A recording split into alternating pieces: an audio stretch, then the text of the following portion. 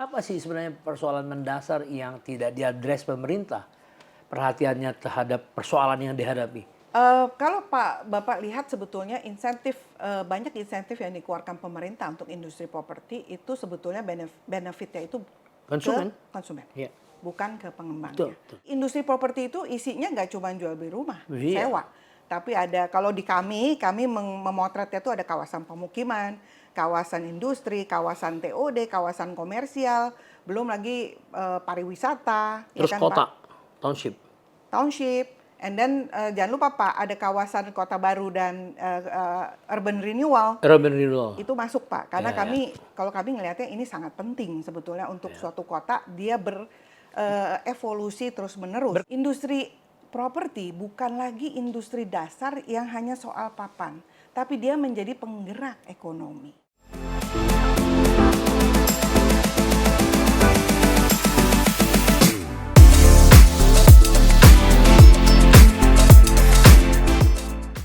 Sobat Panangian, kali ini saya mengundang seorang tamu istimewa. Kenapa saya bilang tamu istimewa? Selama ini kan laki-laki semua. Ini wanita yang luar biasa. Kemudian beliau ini dulunya saya juga kaget. Dulunya dia wartawan. Tetapi tahu nggak? 30 tahun di sebuah perusahaan yang sudah IPO.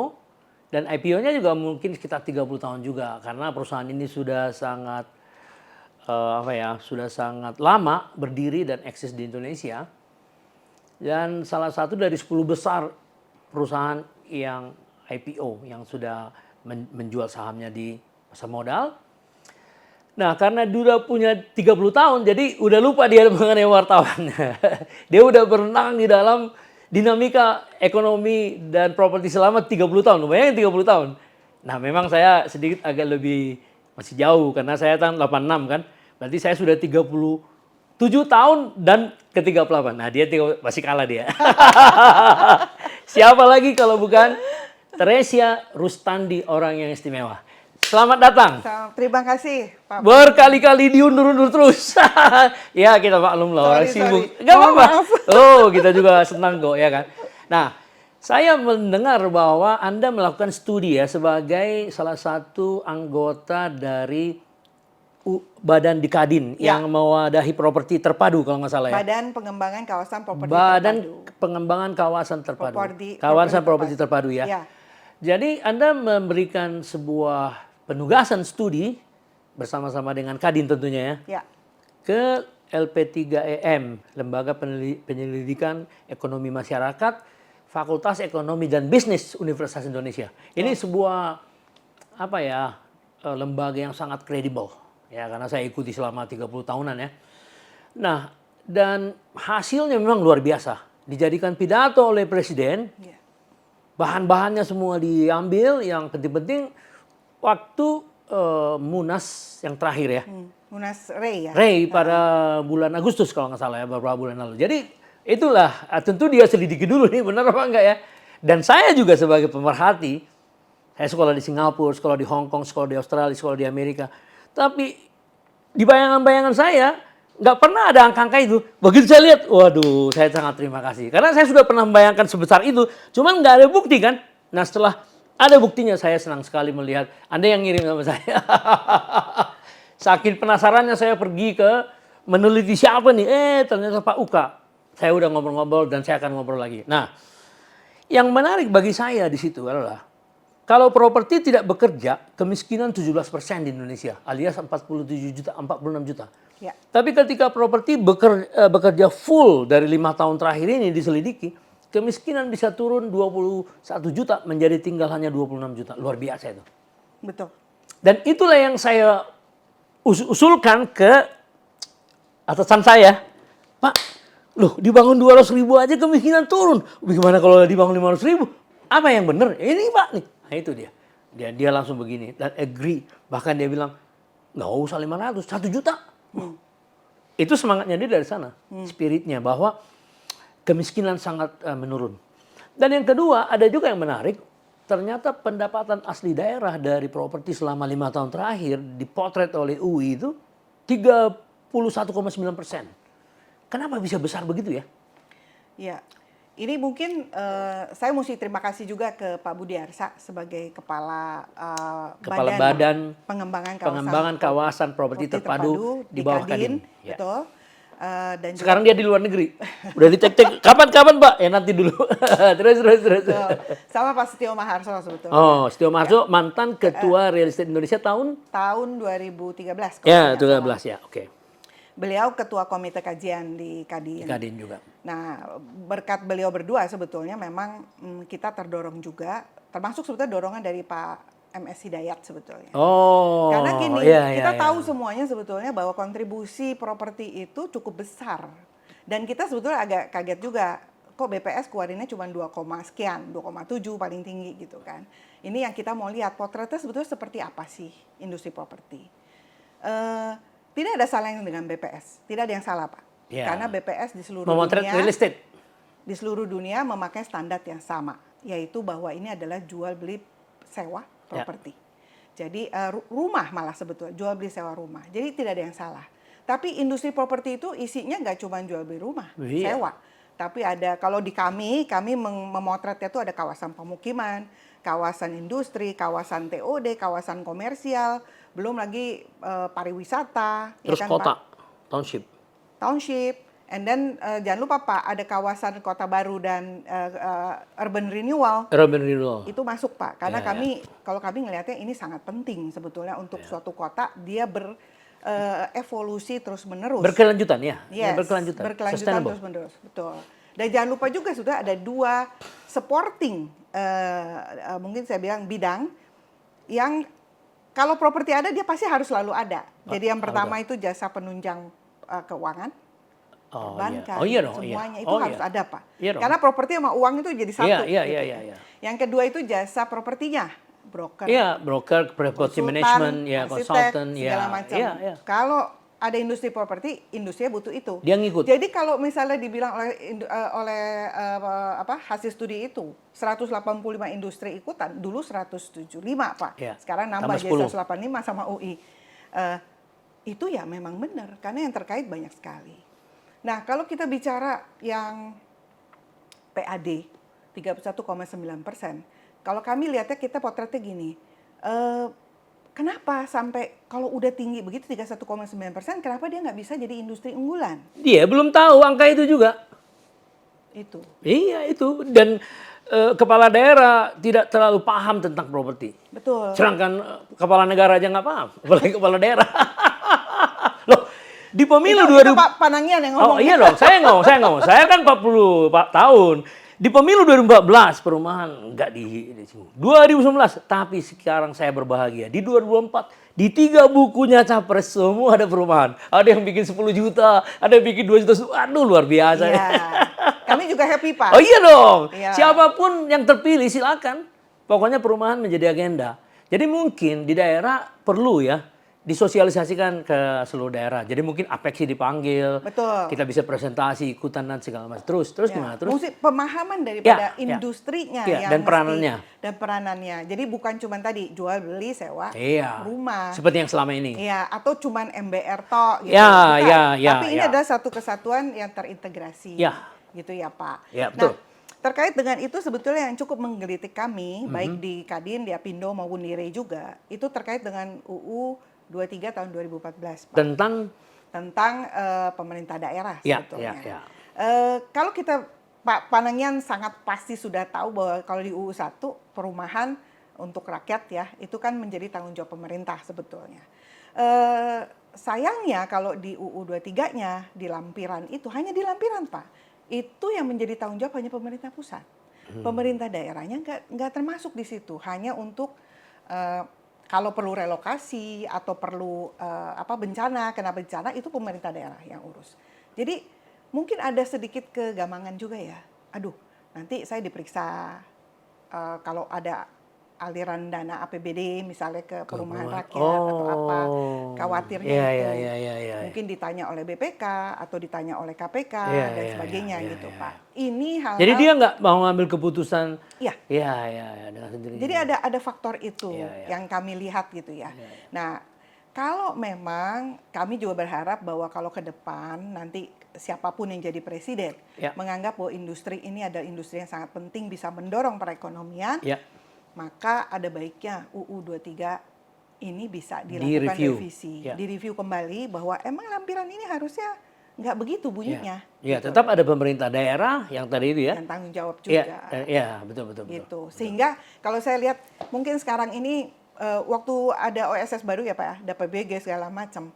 Ini tantangannya kan sebetulnya sinkronisasi antara peraturan pusat sama peraturan daerah. Nah di daerah ini kan mungkin memang perlu sosialisasi lebih lanjut. Tapi saya berasumsi nih Pak, kalau pemerintah daerah menjadikan industri properti ini unggulan, Ya. rasanya kendala PBG, OSS, SLF, Itu akan macam, berubah. itu akan berbeda. Ya, karena mindsetnya berubah. Game changer. Ya, ya, Beda, game Pak. changer, yes. Begitu dia jadi industri unggulan mungkin akan berbeda gitu. Oh, ayo mari kita cepetan yuk beresin mana Ya, OSS. ya, Kalau ya, enggak ya. nih pengembang-pengembang nggak bisa berproduksi, rakyat nggak bisa dapat rumah. Ya, gitu. ya, ya, ya. Ini mindset yang bisa bikin game changer itu Ya, ya. penting banget sih Pak. Ya. Kami seneng lah ya, maksudnya hasil studi UI ini bisa menjadi Ya, betul, betul. referensi Ya, untuk ya, semua ya. orang. Ya, Dan ya, ya. ini kami harapkan jangan berhenti, tapi benar-benar menjadikan ini sebagai industri yang yang bisa menjadi key Dan growth. bisa juga dipecah-pecah lagi. Jadi dibuat suatu studi untuk key urban yang betul-betul dominan terhadap supply property. Kan dari 38 provinsi kan mungkin ada beberapa ya, Bisa. Big Ten misalnya. Yes. Jadi dipetakan Surabaya bagaimana ini bagaimana sehingga para pemangku kepentingan terutama para Bapeda ya. Bapeda Ya. lebih berkepentingan karena begini. Tadi saya diskusi sama seorang namanya Mulia Amri dari PhD dari Public Policy dari NUS. Ini nggak terlalu banyak orang lulusan dari sana. Nah, memang saya sepakat tadi sama dia bahwa kebanyakan pemerintah itu tidak mengeksekusi aturan-aturan itu karena Oke. aturan itu harusnya ada untuk memetakan 20 tahun ke depan. Bahkan dia mengeritik Jakarta, Jakarta itu berjalan seperti alamiahnya begitu aja tanpa perencanaan. Walaupun rencananya ada.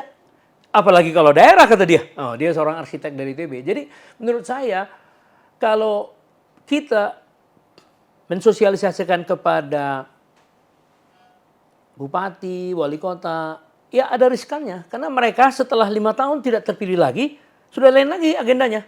Ya. Wali kota rata-rata ingin melihat berapa jembatan yang mau di jalan, ya, berapa komisi dia, dan segala macam. Sehingga lepas. Nah sementara seorang perencana Bapeda yang lulusan dari UNS atau dari ITB usia 23 tahun, dia akan pensiun sampai 55 tahun di sana. Ya. Jadi building capacity itu sebenarnya ada di aparatus negara itu. Ya. Bahkan tadi ada ide di sini, harusnya calon-calon wali kota itu ditawarkan oleh para civil society. Dari yang 3 yang kita pilih ini, siapa yang paling bisa mengeksekusi rencana kota ini? Wah, luar biasa itu. Jadi si ininya yang berlomba nanti. Saya harus begini, ya kayak segala perumahan ini kayak gitu. Luar Kayaknya biasa itu. mesti sekolah di sekolah Pananian ya. Biar Nggak. benar-benar secara Iya, sebetulnya betul. pemahaman terhadap industrinya yang penting Iya, Pak. jadi semua itu pengembangan kapasitas. Iya. Kalau menurut saya, yang saya tangkap itu. Iya, iya. Ini contoh paling gampang ya Pak ya. Misalnya ada insentif kepada industrinya, kepada konsumen lah, misal konsumen properti. Kalau kita berharap sebetulnya kalau pemahaman terhadap industri propertinya, proses bisnisnya ya Pak ya. Ini kan industri ini proses bisnis, industri properti kan proses bisnisnya panjang nih Pak. Nggak bisa yang hari ini produksi besok jadi, hari ini produksi besok jadi. Nah kalau ada pemahaman yang sama tentang proses bisnis ini, mungkin akan ada berbeda kebijakannya keluarnya gitu. Nah ini yang kita harapkan mungkin peran Pak Panangian dengan pendidikan propertinya itu kayaknya sangat penting Pak untuk memberikan pemahaman yang lebih mendalam ya tentang proses bisnis ini gitu. Ya, dan sekali lagi kalau menurut pandangan saya visi presiden 5 tahun akan datang siapapun pemenangnya itu harus diturunkan kepada yang memangku visi itu. Kan tidak ada visi presiden hanya satu-satunya visi dan wakil presiden. Visi menteri kan nggak ada. Jadi menterinya harus mengeksekusi visinya. Jadi contoh misalnya yang konkret mengenai visi presiden tentang perumahan, nanti ditanggung jawabi amanahnya oleh Menteri Perumahan. Ya. Apabila Menteri Perumahan tetap digabung, katakan begitu, seperti as it is, ya nggak ada masalah gitu. Tapi paling tidak si menteri yang memikul tanggung jawab ini memahami dialah yang lead dalam visi presiden. Jadi ketika berhadapan dengan Menteri Keuangan, dia nggak boleh ragu-ragu. Nggak boleh Menteri Keuangan yang ngatur-ngatur. Kalau Menteri Keuangan itu bendahara negara. Mengatur seluruh hajat hidup orang banyak soal ini, soal uang. Sementara visi presiden yang sudah diamanahkan untuk si Menteri Perumahan, atau kalau sekarang itu Menteri PUPR, dia harus lead. Ya. Jadi semua lembaga-lembaga yang di sebelahnya yang mensupport, itu harus ikut dengan lead-nya dia.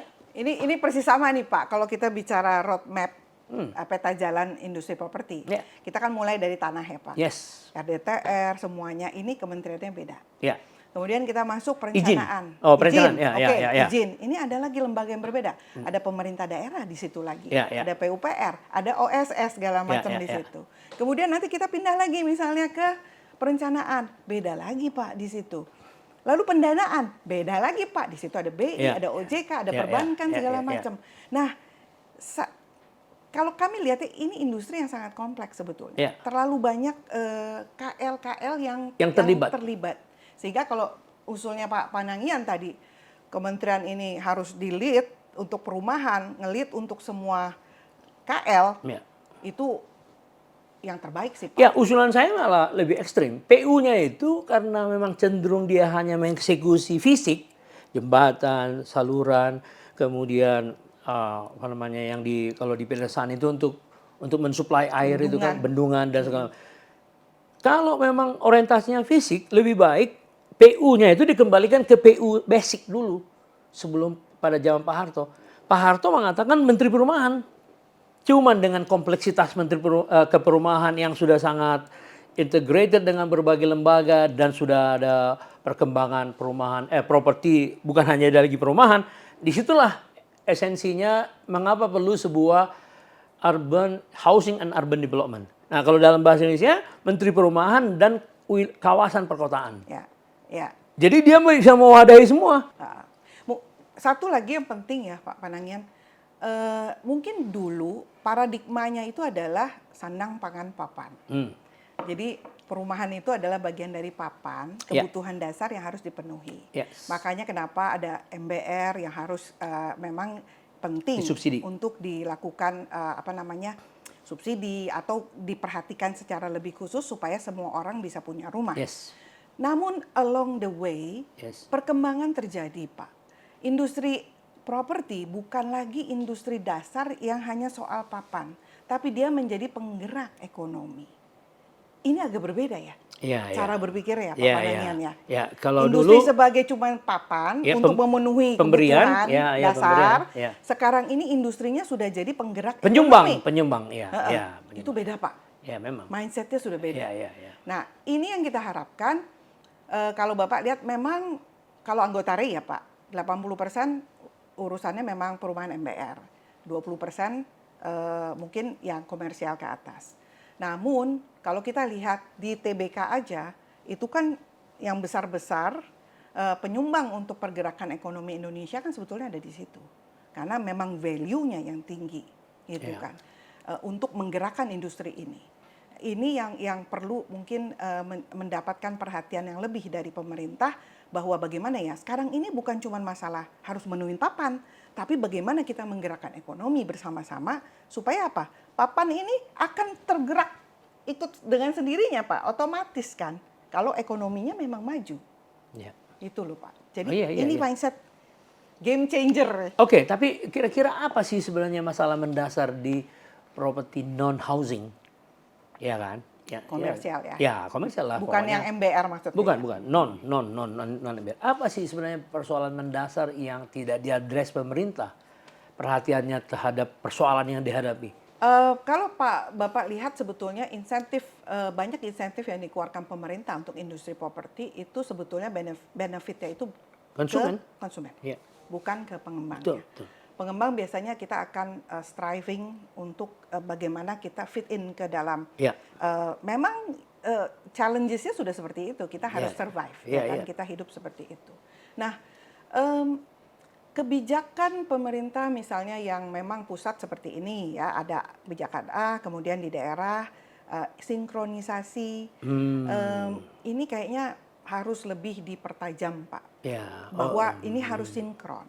ya, ya. Jangan sampai kita juga bingung gitu ya. Begitu kita, Bapak bilang, oh Kementerian PUPR aturannya seperti ini gitu kan misalnya. Tapi ketika kita masuk ke DKI misalnya itu, peraturan yang kami ikuti kan harus yang DKI. Peraturan daerah. Ya. Which is actually memang harusnya peraturannya ngikut yang peraturan di atas, Iya di dong. pusat gitu. Iya.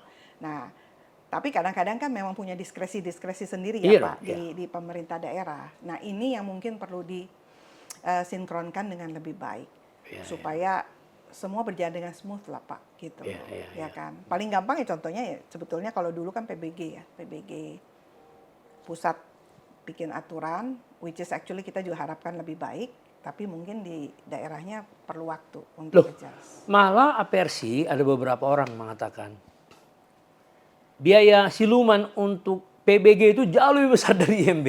Dia ngomong sendiri sama saya kemarin di sana. Artinya apa? Saya memang melihat, iya, kalau presiden yang nggak datang sih kayaknya sih nggak terlalu mau detail gitu loh. Jadi harusnya memang kementeriannya yang harus detail gitu. Sehingga jangan dibuat aturan-aturan yang baru yang tidak dijamin akan mempermudah. Kalau hanya mempermudah di pikiran, biarpun kita dokter, itu tidak menjamin mempermudah di lapangan. Karena ada budaya yang sudah eksis. Betul. Satu lagi mungkin kalau pemerintah berkenan, ini memang kita harus sinkronisasi antara pembuat kebijakan dengan pelaku atau yang akan melaksanakan kebijakan tersebut. Ya. Disinilah yang saya bilang, kalau mengetahui proses bisnis atau bagaimana kita beroperasional di bawah, sehingga tahu ini kebijakan akan jalan atau enggak ya. Ya. Nah, kami memberikan masukan. Senang sekali kalau masukan kami ini bisa digodok di pemerintah, dan pemerintah bisa secara legowo juga bisa menerima, oh ya, kalau enggak percuma, bikin aturan itu juga enggak akan jalan. Nggak jalan. Nggak jalan. Ya. Jadi ya contohnya ya seperti misalnya hunian berimbang. Iya, 136. Iya, itu satu hal yang mungkin perlu direview ulang ya. Karena kita, kalau kami berpikirnya begini, Pak Budiarsa juga selalu bilang kan, kalau RDTR jelas, seluruh daerah punya RDTR ya Pak, dan konsisten melaksanakan RDTR itu. Ini yang peruntukannya adalah MBR, ini peruntukannya komersial, ini peruntukannya untuk ruko misalnya kayak gitu, dan konsisten. Rasanya kita nggak perlu hunian berimbang. Iya. Ya kan? Ya, karena kita udah tahu kok komposisinya udah bagus. 136-nya tuh atau 123-nya tuh udah ada di situ. Di plot di RDTR-nya. Iya. Dan kami pengembang tinggal ngikut. Nah, kenapa ada kewajiban hunian berimbang? Sebetulnya kalau dulu saya diceritain ya Pak ya, karena zaman dulu mungkin pemerintah memang dananya masih terbatas untuk bisa memberikan subsidi, papan yang cukup untuk rakyat. Makanya swasta diminta untuk bantu. Sekarang ini jadi kebalikannya, kesannya jadi kayak swastanya wajib. Wajib untuk membantu pemerintah untuk menyediakan perumahan rakyat. Wajib ini yang kayaknya jadi salah kaprah nih Pak, gitu loh. Karena sebetulnya wajib itu ada di pemerintah. Nah, kami membantu pemerintah. Tapi kalau kami nggak membantu jadi salah gitu kan. Ini yang mesti di review ulang. Iya, tapi kedudukan sekarang kalau dilihat dari, saya boleh minum ya Pak? Ya silakan. Ini udah baru tadi. Thank you. Ya, ini kalau dilihat dari eksistensi sekarang ya. Contoh misalnya nanti Presiden Prabowo dan Gibran akan membangun 2 juta rumah di desa ya. Ini udah presidennya udah spesifik nih. Ya, bukan. Artinya gini. Itu menggambarkan bahwa akan ada sebuah developer yang lahir di desa nanti. Mau nggak mau kan. Mensuplai 2 juta. Contoh. Nah, terus membangun 500.000 RSH. Selama ini yang dibangun cuma 200.000. Berarti kan ada pengembangan kapasitas. Ya.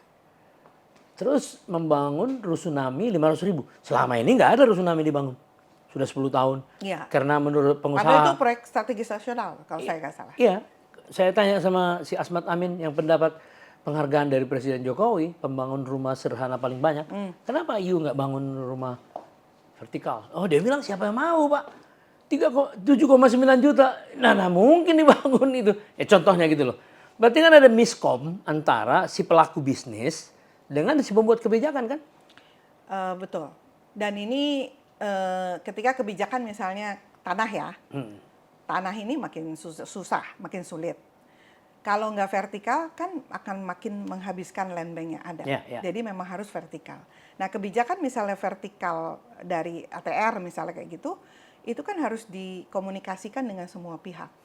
Sehingga, oh ya peruntukan RDTR misalnya DKI sekarang udah nggak bisa tuh rumah MBR yang kecil-kecil, landed gitu. Semua harus vertikal. Mungkin yang Surabaya juga, yang ini juga. Tergantung, memang bisa tergantung daerah gitu kan. Tapi kebijakan ini harus terkomunikasikan ke seluruh pihak gitu. Sehingga ketika kita bangun, lebih jelas ya Pak. Dan yang penting Pak, urban renewal menurut saya sih sangat penting ya. Contoh kasus urban renewal yang penting itu di kota-kota besar seperti Jakarta kali ya? Karena kita nggak mau jadi kota tua yang melelahkan gitu ya. Nah tapi gimana sih skim yang adil untuk urban renewal itu? Apa yang harus dilakukan pemerintah? Wilayah-wilayah saya yakin pemerintah kayak DKI, mereka punya yang namanya urban renewal program. Oh yang seperti di kota gitu? Iya, mereka pasti punya. Nah jadi ini adalah bagaimana sebenarnya meremajakan wilayah yang tadinya kumuh gitu kan, untuk menjadi wilayah yang modern dengan kehidupan yang jauh lebih layak dan sehat dan bagus lah ya, lifestyle-nya segala macam. Nah ini banyak malah terjadi di kantong-kantong yang daerahnya strategis kalau di Jakarta. Kayak misalnya kan Ben Hill, kan ada. Kemudian mungkin di Cideng atau di Tamboran. Nah apa yang harus dilakukan pemerintah daerah contoh misalnya? Sebetulnya sekarang yang paling penting adalah bahwa lakukan sosialisasi ya Pak ya, bahwa ini memang perlu untuk diremajakan. Sebetulnya gini, meremajakan kota yang paling sulit bukan bangun hardware ya Pak, tapi bagaimana mengkomunikasikannya itu dengan baik kepada warga yang ada di sana. Dan warga nggak boleh dirampas haknya. Iya dong. Artinya mereka punya hak di sana, kalaupun dibangun dengan baik, nanti mereka juga punya hak untuk balik kalau mereka mau balik. Iya. Kalau enggak mereka tinggal ambil akan uangnya, mengambil kompensasi untuk bisa bertempat tinggal di tempat lain. Nah pertanyaannya kenapa dari Pemda DKI ini kurang lancar atau kurang? Balik lagi Pak, tadi tantangan utamanya bukan di hardware, tantangan utamanya di software. Oh jadi pengembangan mindset juga ya? Mindset Pak. Jadi jangan sampai sekarang ini karena terlalu banyak mungkin pihak-pihak yang campur tangan. Kayak mungkin kalau developer kan mau land acquisition atau segala macam itu kan banyak sekali pihak yang ikutan di sana, ya kan Pak. Itu menimbulkan kecurigaan yang mungkin tidak ya resah kan masyarakat. Tuh jangan-jangan nanti kalau ada provokator tuh jangan-jangan tanah saya udah ambil terus saya nggak bisa balik lagi atau gimana. Ini yang perlu diberikan pengertian yang baik gitu ya. Ya berarti harus strong government dong, artinya harus kepala daerah yang kuat. Jadi artinya gini, karena pemerintah pusat juga berkepentingan. Kalau ada nanti pada pemerintahan yang akan datang urban housing and urban development. Jadi ada sebuah departemen yang sedikit bertanggung jawab tentang urban.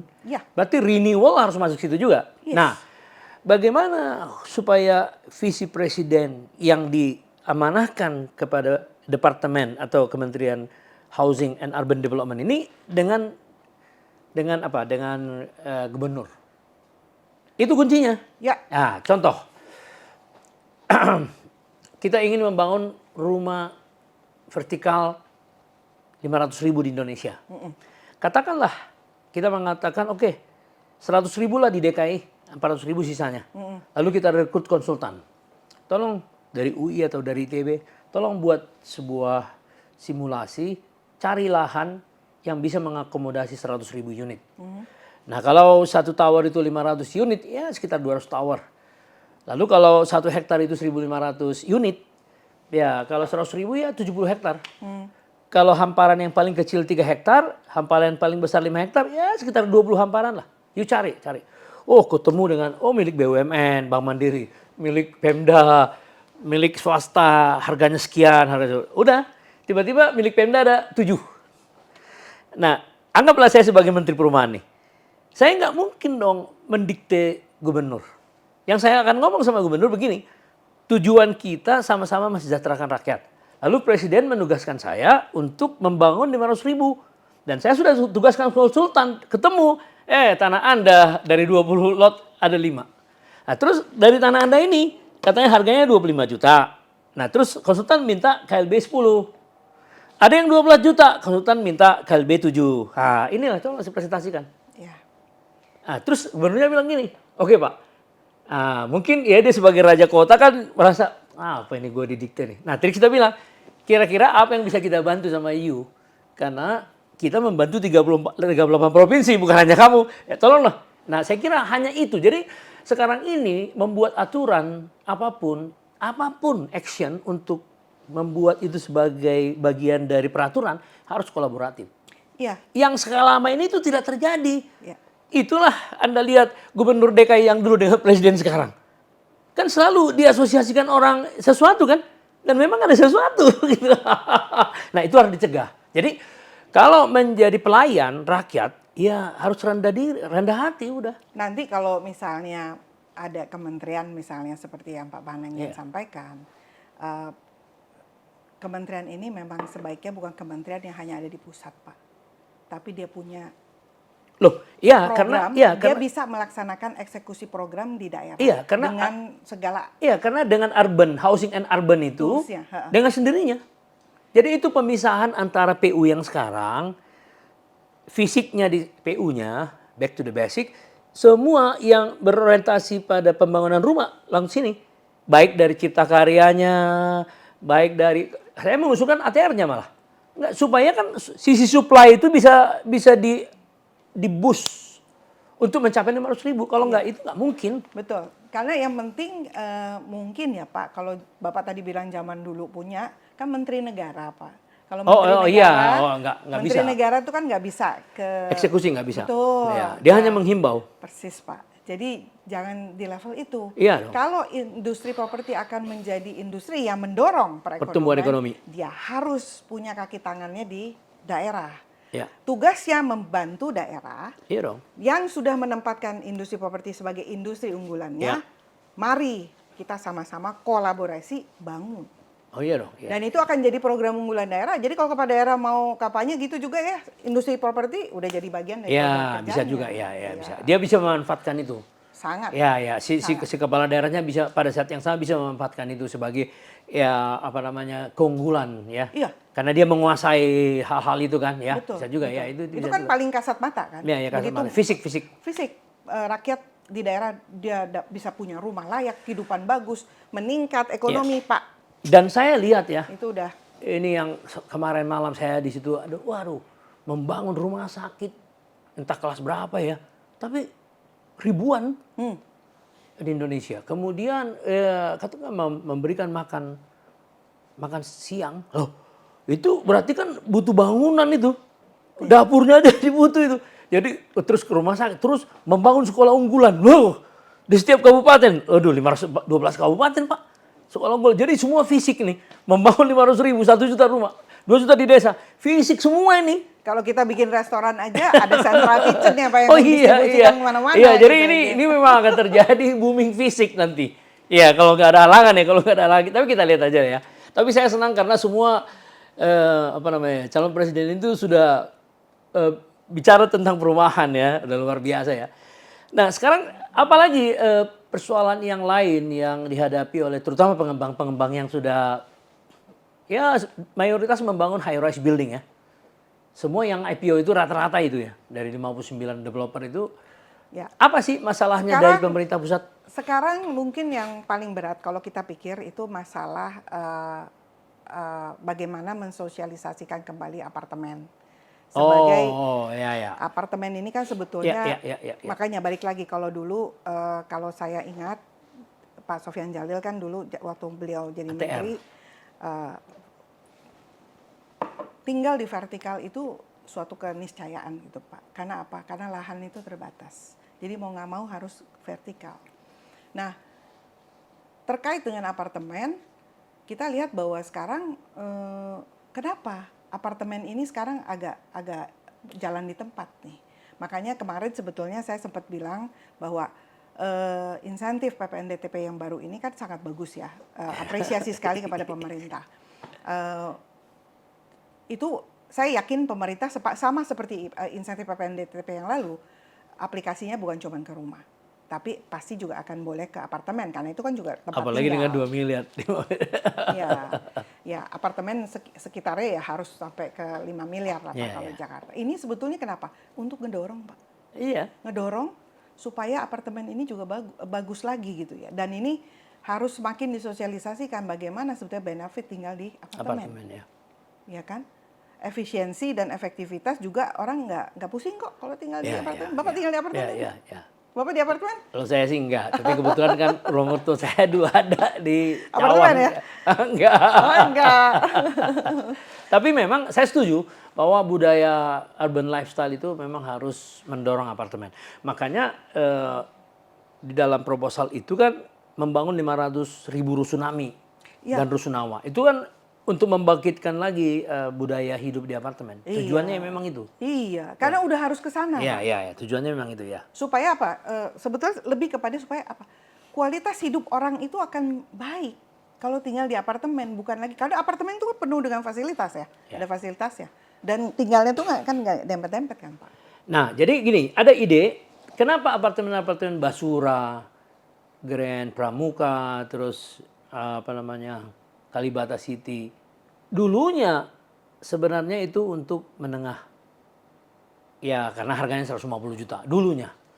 Sekarang harganya sudah 300, 500 ya. Dan tidak tercapai tujuannya untuk menengah. Balik lagi Pak. Ya. Ini kaitannya dengan konsistensi RDTR. Ini sama aja. Ketika misalnya satu wilayah diperuntukkan untuk MBR, kan dia ada ceilingnya, harganya. Kalau udah untuk MBR, dibangun perumahan MBR, tapi terus boleh beli 2, tadi gabung gitu ya Pak. Besok tambah mobil, jalanannya jadi gede, kayak gitu. Itu bukan MBR lagi Pak. Justru itu. Jadi saya melihat ya kegagalan dari pemerintah menjual kepada rakyat itu tidak langsung. Sehingga developer dibebani sebuah risiko. Tidak terjual. Nah, jadi saya punya ide begini. Ada satu kawasan misalnya, katakanlah, tapi yang dekat dengan transportasi ya. Ya misalnya dekat Halim lah. TOD? Sana. Tidak perlu TOD, tapi agak dekat lah. Artinya orang boleh naik ojek, ya, mencapai LRT. Terus di sana itu ada tanah yang harganya masih misalnya seperti yang saya katakan tadi, ya 15 juta, tapi ke dalam dia. Tapi masih bisa ditarik jalan untuk ke jalan besar. Lalu oleh konsultan mengatakan ini bisa dibangun 1000 unit. Dan harganya karena 15 juta, NJOP-nya bisa dikasih sekitar 7, berarti land accommodation-nya cuma 2,5. Ditambah construction itu sekitar 7 ya 9,5. Sementara pemerintah membuat tipe 36 itu maksimal 550 juta. Jadi masih oke dong? Iya, masih oke. Ya, karena pemerintah langsung beli 1000 unit langsung. Nah, pemerintah kasih DP, ya kan, tas 10% jalan. Lalu pada saat yang sama pemerintah jual kepada konsumen. Di lokasi ini akan dibangun oleh Intiland sebuah tower 1000 unit segala macam, bisa dicicil 24 bulan kalau mau cash. Kalau mau KPR dicicil dulu DP-nya gini. Lalu siapa yang punya cash flow seperti itu, memenuhi syarat, baru merit, harap mendaftar ke seorang lawyer. Lawyer itu kita tunjuk misalnya Hotman Paris gitu loh. Terus membuat tulisan, apabila pernyataan saya diverifikasi tidak benar, saya bersedia untuk tidak diabaikan gitu. Udah, lawyer ke lawyer kan Pak, tuh masuk. Ternyata oversubscribe, 1000, 2000, 2000. Wah kan bagus kan. Nah jadi pemerintahnya kasih DP 10%, langsung aliran cash sudah langsung dari konsumen. Dia kan diverifikasi lawyer nih.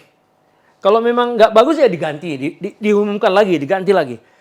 Lalu pemerintahnya bertugas untuk bicara kualitas. Karena waktu nego dengan Anda tadi kan harganya udah pasti bagus. Kadang nggak ada risiko, langsung kita beli. Nah, lalu saya kira ini akan lebih bagus nantinya. Pembayaran ke developernya bentuknya apa? Pemerintah menjamin pembayaran sesuai dengan tagihan 24 bulan. Oh, dari konsumen? Berarti ada resiko dia tidak bayar kan? Pemerintah yang tutupin. Oke. Pemerintah ambil unitnya. Loh, Sini udah 2.000 subscribe, ini pasti langsung pemerintah cari lagi. Pemerintah itu hanya menjadi servicing agent untuk membuat ini jadi clear. Di sana kan ditulis, saya tidak boleh menjual rumah ini selama 5 tahun minimal. 5 tahun ekonomi dia meledak, ya pergi. Kan kita kasih subsidi sama dia. Betul.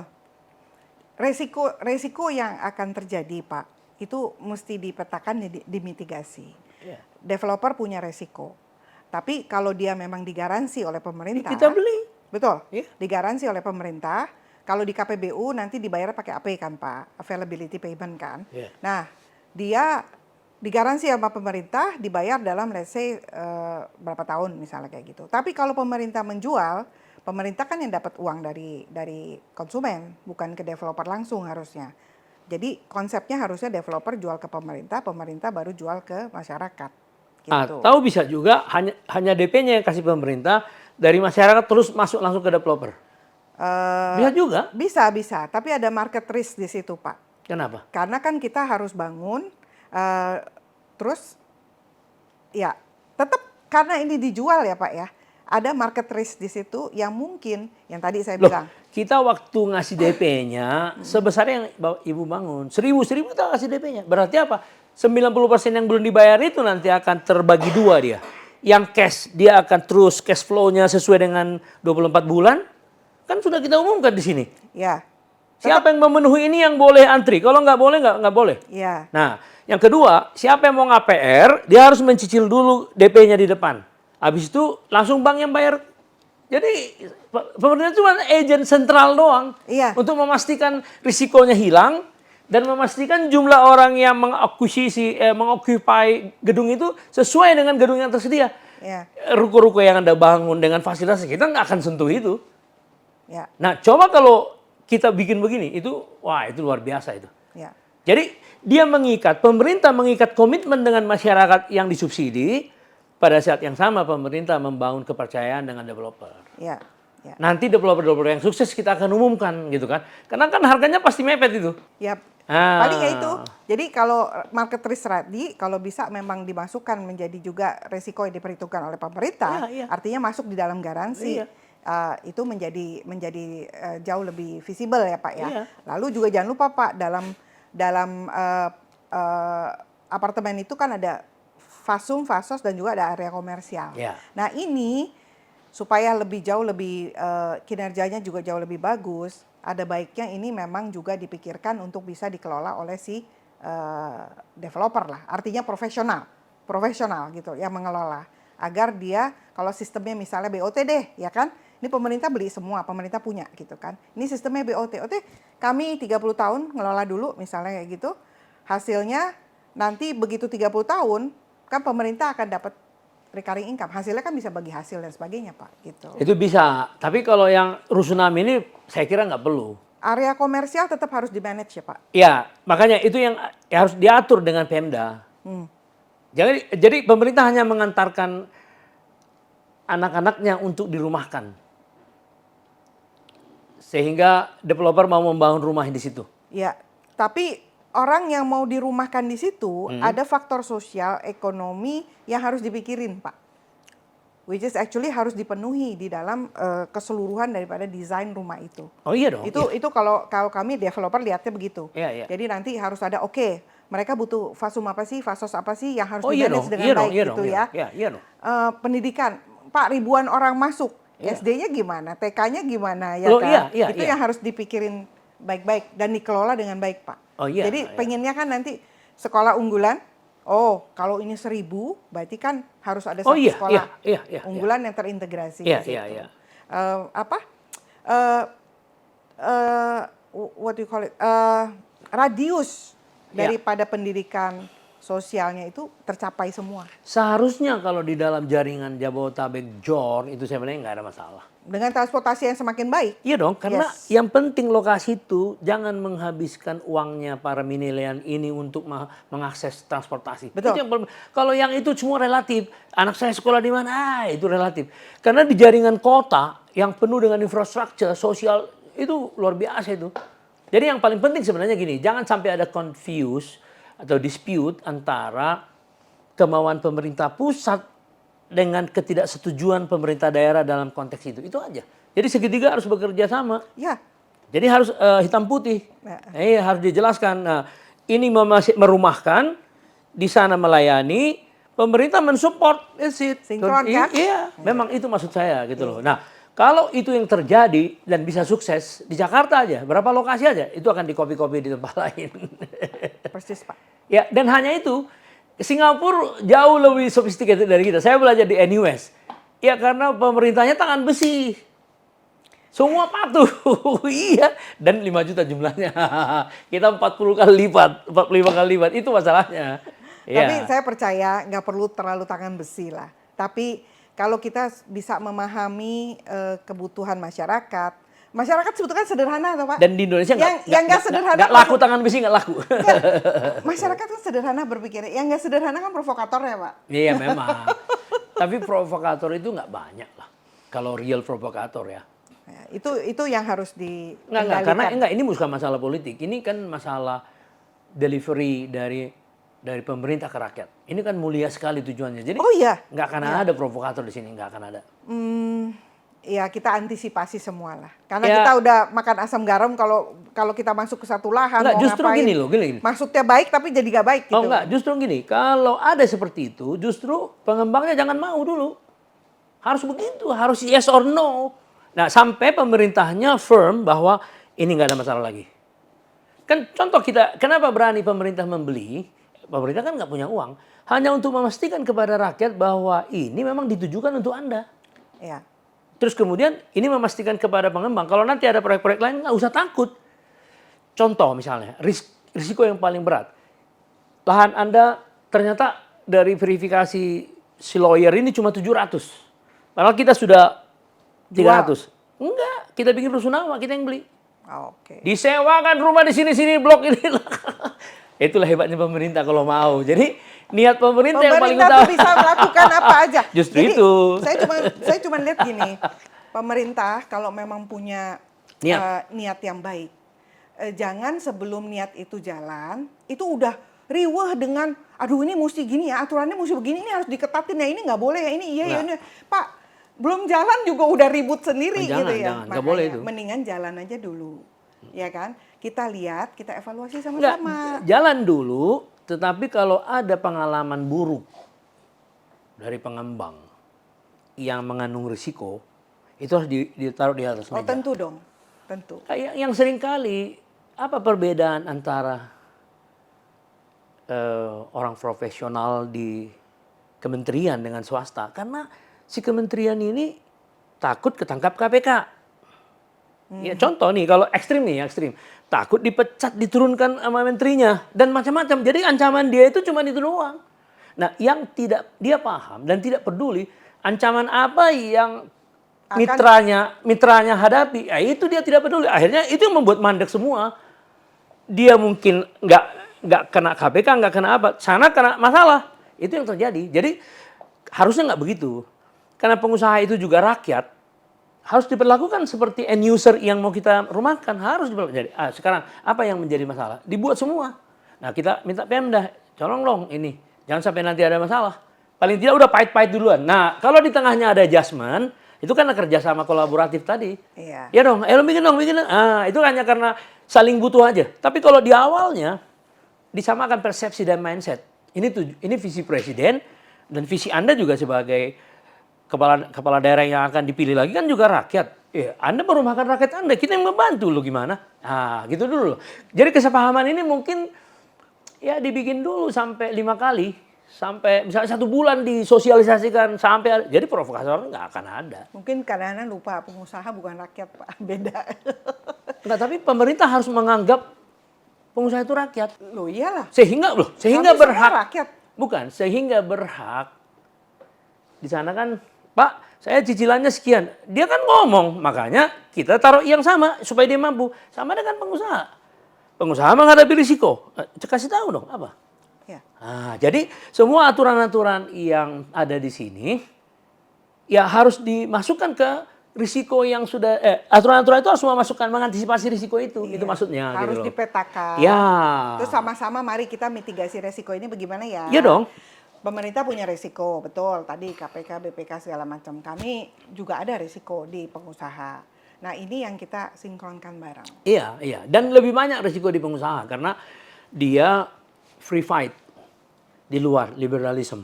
Kalau di sini kan tetap dapat gajian walaupun nggak sukses. Ya. Nah, jadi lebih banyak di situ risikonya. Iya. Makanya kalau misal ada satu daerah akan berkembang, jangan khawatir. Oh, iya Karena dong. pengembang pasti akan lihat daerahnya gitu kan. Jadi ya kita harapkan ini bisa sinkron lah Pak. Itu yang penting. Iya, Sebetulnya iya. yang paling penting itu sinkronisasi kebijakan. Ya, tapi kalau ngomong-ngomong, Anda kan sudah 30 tahun di developer. Kalau 100.000 rumah yang seharga 500 juta di Jakarta, Rumah. yang vertikal, enggak vertikal kan? Oh, vertikal. Yang 30 meter something. Membangun satu unit, 1.000 unit lah. Satu tower. Mungkin kalau satu tower, kalau KLB 6 itu bisa 1.000 juga ya, kurang lebih ya. Kan kalau 1.000 kali 36 meter square gross, itu kan 36.000 meter ya.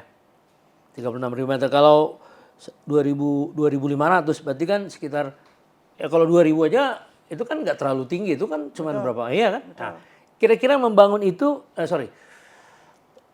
membangun 100.000 itu sesuatu yang menurut Anda susah nggak? Let's say misalnya satu developer itu ada 5 unit, 5.000. Ya, berarti ada 2 developer. Membangunnya nggak susah Pak. Yang perlu dipikirkan sebetulnya ada satu, lahannya. Ya, lahannya. Tantangan yang utama sekarang sebetulnya lahan Pak. Lahan ada di mana? Kalau kita bicara konteksnya Jakarta. Lahan di mana yang bisa mengakomodir harga jualnya cuma segitu. Ya, memang ya. Tantangan utamanya di situ. Iya, iya. Dan kemudian kalau mau bangun 100.000 di beberapa lokasi, berarti satu tempat kita butuh berapa ribu meter nih. Ya. Misalnya 2-3 tower, misalnya kayak Ya, gitu. ya. Itu tantangan berikutnya sebetulnya. Apanya tentang berikutnya? Kata lahan terus. Berapa besar? Oh iya, enggak 35 hektar. Tantangan berikutnya sebetulnya ada infrastruktur transportasi. Karena kita kalau bangun begituan, orangnya ribuan, itu kan harus ada infrastruktur transportasinya. Orang-orang ini mau kerja nanti gimana? Mau mobilisasi bagaimana? Apakah ada jalur tadi kereta, LRT? Oh iya dong, MRT? enggak, itu harus di studi, Betul. Nah itu harus disambungin Pak. Jadi kalau misalnya nih, ini keretanya kan di sini. Ternyata yang available lahannya ya, yang bisa mengakomodir harga itu di situ. Nah pemerintah harus menyambung transportasinya ke sana. Iya, iya. Kalau memang dipaksa, iya. Jangan dibebankan kepada si developer, iya. pengembang yang mau bangun itu. Harganya jadi mahal Pak. Tapi kalau harusnya beberapa menit dari naik ojek, entah naik apapun dari transportasi sih nggak masalah. Contoh ya, nggak pernah ada keluhan dari Kalibata City mengenai transportasi. Kalau stasiunnya cuma jalan kaki Pak. Ya, satu kalau ke stasiun. Tapi kalau yang naik ke segitiga mas nggak pakai stasiun juga lewat dia. Karena transportasinya banyak. Ya justru itu ya. Betul. Oke, kemudian. Moda transportasinya beragam. Nah, kemudian di ini juga sama di apa tuh di Ahmad Yani tuh. Apa namanya? Bypass. Ya, apa namanya itu Grand Pramuka. Nggak ada masalah, nggak pernah ada masalah. Di satu lagi di apa tuh yang ada mallnya itu Basura, nggak akan ada masalah. Nah, maksud saya si konsultan ini ya harus cari sampai dapat yang mirip itu. Dan 100.000 kan cuman 70 hektar. Itu tantangan utamanya Pak. Loh, tata ruang kan tahu siapa? Si DKI. BPN tahu dia di mana. Betul. Jadi contoh ya, dapat 30 juta dikasih KLB 10. 3 juta land accommodation value-nya. Ditambah 7 juta ini 10 juta. Jualnya 15. Nggak bisa.